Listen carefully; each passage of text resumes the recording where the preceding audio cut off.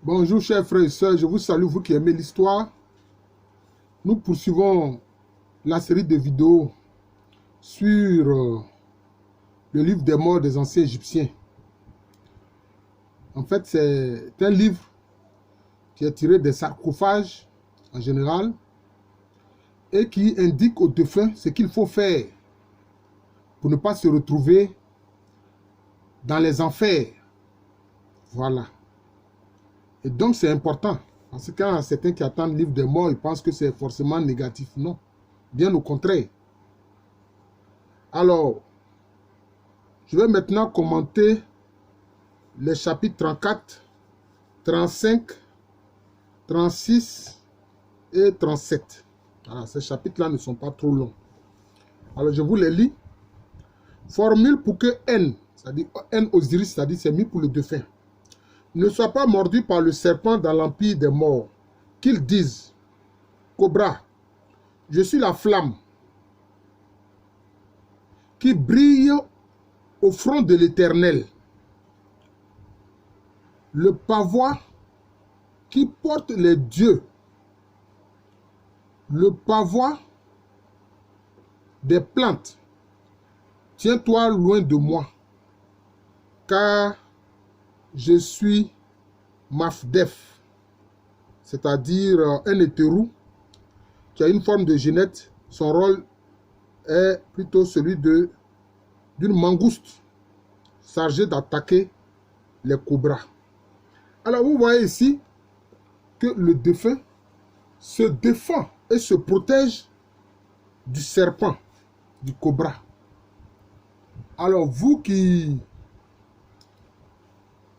pratiquez les religions dites abrahamiques, est-ce que le serpent n'est pas montré comme l'image d'une bête dont les forces du mal prennent la forme pour nuire aux hommes? Le dragon n'est qu'un reptile comme le serpent. Vous voyez? Et qu'est-ce qu'il dit? Il dit que lui, il est une flamme, le défunt, il dit que lui, il est une flamme qui brille au milieu du front de l'Éternel. Vous voyez? Je vous embouche un coin, vous les chrétiens et les juifs. Voilà. Il parle de l'Éternel, c'est-à-dire Dieu.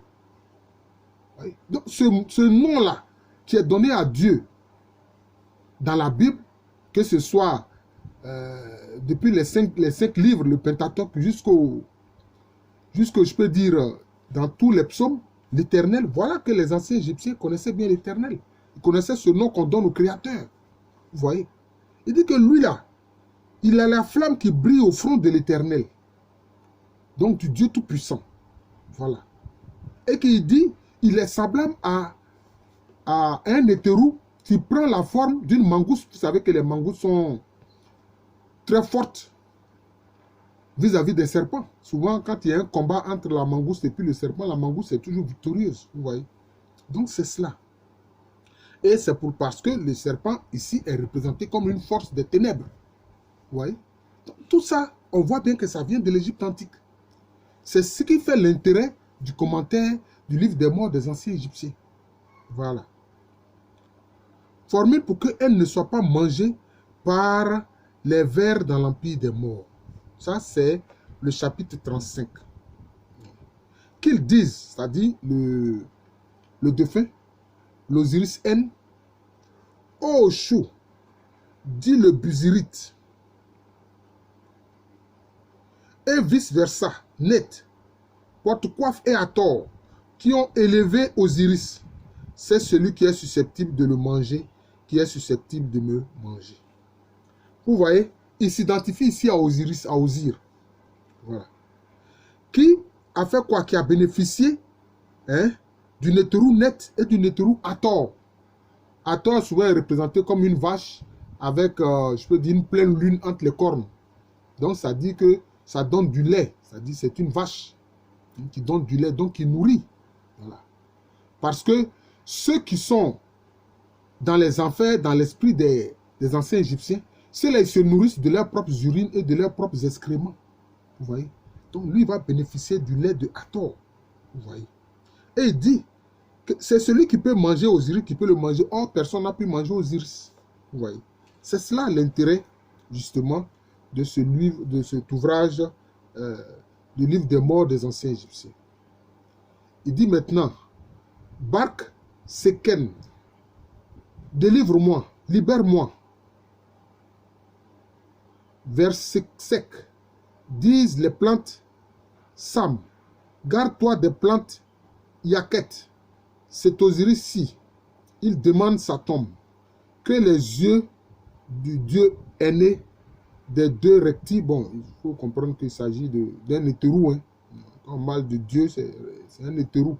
Parce que les anciens Égyptiens croyaient dans le Créateur, c'est-à-dire Néter, dont les manifestations sont les hétérous que les gens appelaient improprement Dieu. Ces deux rectis tombent sur toi et que celui qui doit partager avec justice soit le juge de la situation. Voilà. Cela veut dire quoi? Là encore, il fait appel à une puissance des végétaux, à la puissance des végétaux. Vous voyez? Parce qu'il y a des végétaux que les serpents fuient. Quel est les végétaux que les serpents fuient? Ce sont les végétaux qui ont des épines. Ce sont les végétaux qui ont des épines. Voilà, c'est cela. Formule pour repousser le nécrophage, c'est-à-dire celui qui mange la chair humaine. Parole dite par Osiris N. Tiens-toi loin de moi, celui dont les lèvres broient. Je suis Tchoum, le maître de Péchenou. Voilà. Celui qui rapporte les paroles des dieux arrêts. Des autres nétérous arrêts. Je remets le message à son maître. Cela veut dire quoi? En réalité, il se protège de toutes les créatures qui mangent la chair humaine. Voilà, il se protège de toutes les créatures qui mangent la chair humaine, qui sont des nécrophages. Et donc, il dit quoi? Il le fait avec quoi? Avec le maître de la parole, celui qui porte la parole devant les nétérous. Celui qui porte la parole devant les nétérous, c'est qui? C'est Djéouti, c'est Thoth. Vous voyez. Donc, il se réfugie en Thoth, hein, qui porte la parole devant Ré et devant toutes les autres nétérous. Alors, nous allons maintenant commenter le chapitre 37. Voilà.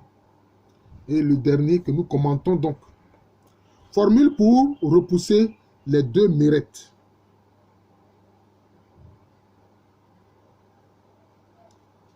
Alors, les deux mérettes, ce sont des forces négatives qui sont là pour séduire. Ce sont des forces de séduction. Voilà. Parole dite par l'Osiris N. Salut à vous, les deux compagnes, les deux associés, les deux mérettes. Je vous ai séparés par mon pouvoir, bon, ils ont dit magique, ils ont dit sacré, par mon pouvoir sacré. Car je suis celui qui pointe de la barque de la nuit. Je suis aussi Horus, fils d'Osiris, et je suis venu pour voir mon père Osiris. Vous voyez? Qu'est-ce qu'il dit? Ces deux êtres qui sont des séductrices, il dit les a séparés pour ne pas qu'elles puissent unir leurs forces négatives contre lui. Voilà. Et qu'est-ce qu'il dit? Il a fait par son pouvoir sacré. Et ce pouvoir sacré-là, il le tient de qui? Il le tient parce qu'il est point de la barque de la nuit. La barque de la nuit, c'est qui? C'est la barque dans laquelle le nétérou Ré est. Vous voyez? Le nétérou Ré qui symbolise la lumière. Vous voyez? Et il dit quoi? Il est quoi? Il dit, lui, il est Or, ou Horus, le fils d'Osiris. Horus qui a vaincu Seth, hein, qui est un élément des forces négatives, des forces du mal. Et il dit quoi? Il est venu rendre visite à son père Osiris. Donc, il s'identifie à Horus. Donc, vous voyez que les anciens Égyptiens s'identifient aux attributs divins. Ils s'identifient à Dieu lui-même, comme on l'a vu dans le cas du chapitre 37, hein, où il dit que son front là, hein, il a sur son front, que lui il est la flamme qui brille sur le front de l'Éternel. Vous voyez? Oui, je pense que un chrétien qui ne craint pas de voir sa foi chanceler peut lire le livre des morts des anciens Égyptiens. Il va comprendre. D'ailleurs, il y a un autre ouvrage dont je vais faire aussi une série qui parle de cela. où quelqu'un montre les éléments hein, de la foi chrétienne comme de la foi musulmane et de la foi juive qui sont tirés justement de l'ancienne Égypte. Alors je vais montrer justement des images où on voit justement l'Osiris N, c'est-à-dire le défunt, combattre justement les forces du mal, notamment le serpent. Vous voyez ici. Combat le serpent. Oui. Combat le serpent. Il a un harpon pour harponner le serpent, le détruire. Voilà. Je vous remercie.